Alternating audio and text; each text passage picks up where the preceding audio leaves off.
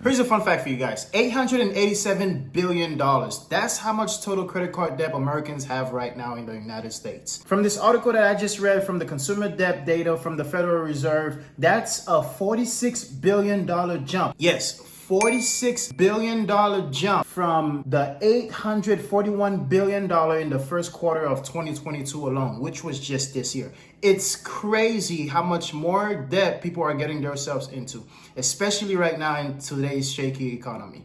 My name is Manuel Smith. Welcome to Mr. Smith's Finance.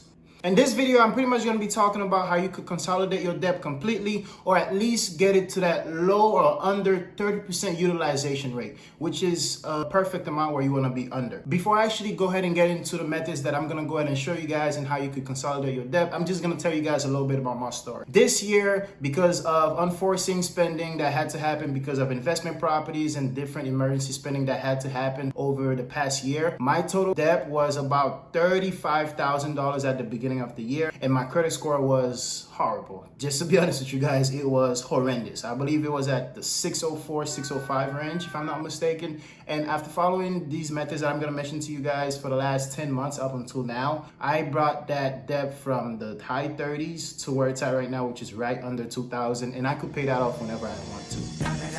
One of the first things you're actually gonna go ahead and do to get this started is create a plan. And from that plan, you're gonna go ahead and choose a method of ways you're gonna go ahead and pay off your debt. There's two very popular methods you could go by. The first one, which gives people constant gratification of seeing themselves pay down that debt, is actually choosing the loan or the credit card debt that you have that's the lowest amount that you could pay the fastest and actually paying that over time.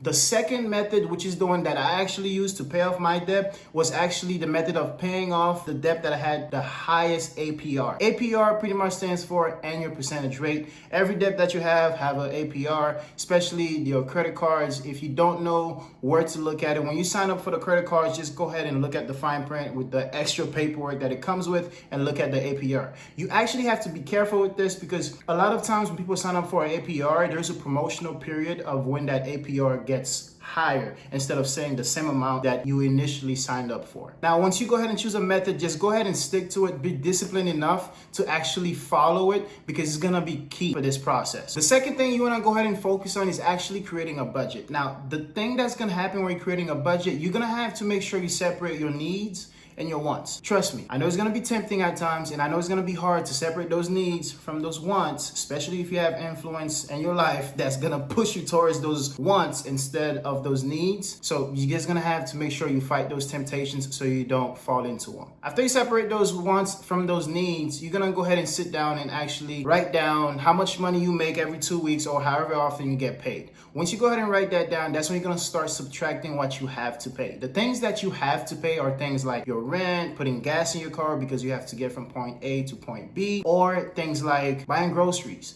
Buying groceries is very essential instead of actually going out to eat food or ordering Uber Eats every day. There's a lot of people that's gonna have a hard time doing that, especially if you have a wife in your life that's gonna make you order Uber Eats every other day.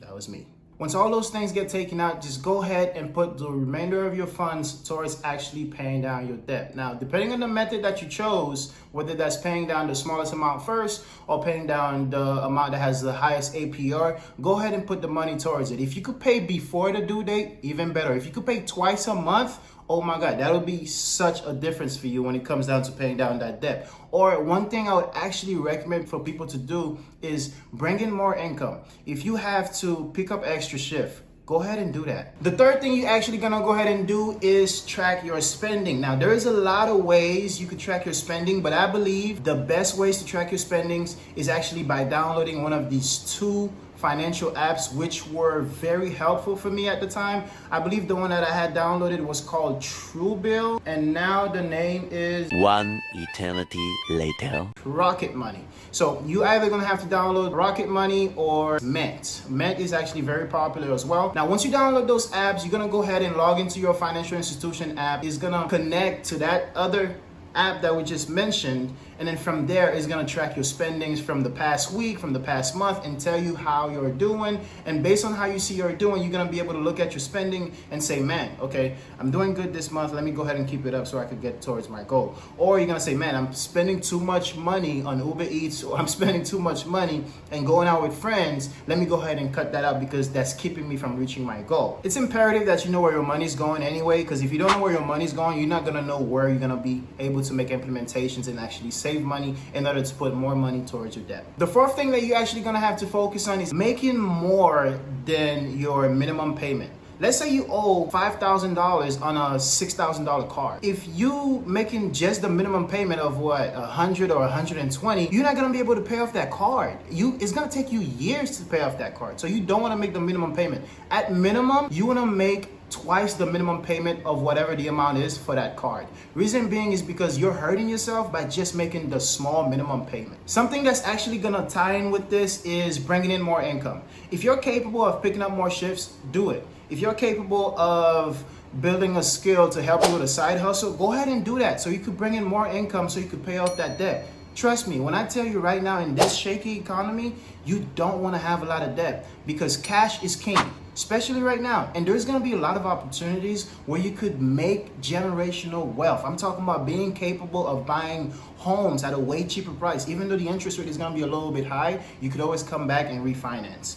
But there's going to be a lot of opportunities. Like right now in the stock market, a lot of things are going on sale. And right now you're missing out if you have too much debt. So that's why you have to get rid of it and have as much money at hand as you can. So if you could bring in more income so you could pay off that debt, bring in more income. The last thing that I did to pay off my debt was a balance transfer. Now, the reason why I did a balance transfer was because it made sense. If you're looking at an APR on your cards of 22% and a balance transfer from a financial institution is only 18 to 19%, it makes sense to transfer your debt over to that balance transfer.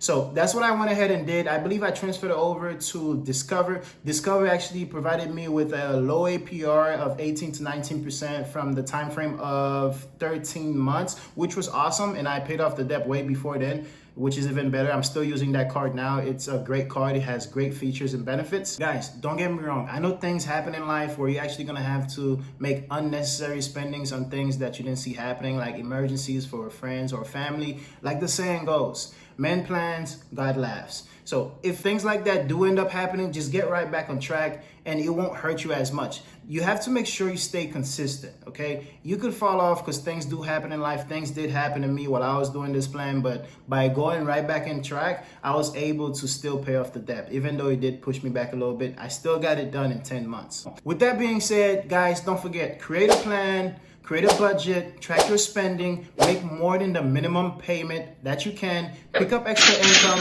and if it allows you to do so, go ahead and get into a program that gives you the opportunity to transfer your balance to a different financial institution if the APR rate is lower than your current rate on your credit cards. That was my story. I hope you guys enjoyed it and I hope you guys learned something from it. If you guys like this type of content, do me a favor, like and subscribe to my channel so I can go ahead and put out more content like this for you guys.